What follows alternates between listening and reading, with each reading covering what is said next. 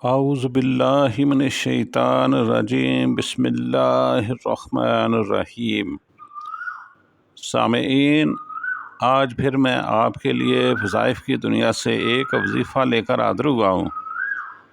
یہ وظیفہ فراغی رزق اور تنگی کو دور کرنے کے لیے ہے۔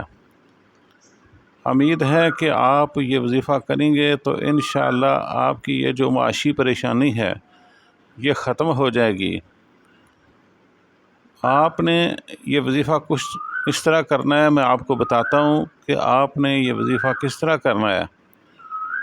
تو چلیں پھر چلتے ہیں اپنے اصلی جو مقصد ہے اس کی طرف، تاکہ آپ یہ وظیفہ کریں اور آپ کی جو معاشی تنگی ہے، پریشانی ہے، وہ ختم ہو۔ چلیں پھر شروع کرتے ہیں۔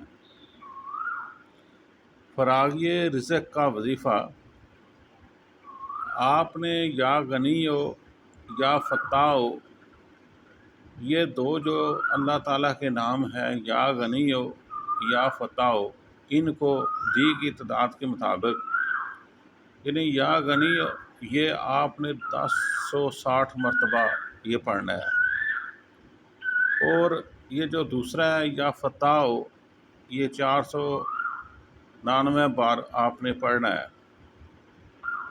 یہ بعد از نماز عشاء آپ نے یہ کام کرنا ہے، لیکن ایک بات یہ یاد رکھنی ہے کہ کوئی بھی دعا جو نبی پاک صلی اللہ تعالیٰ علیہ وآلہ وسلم پہ درود پاک پڑھ کر کی جائے، اس کی قبولیت کے 100% چانس ہوتے ہیں۔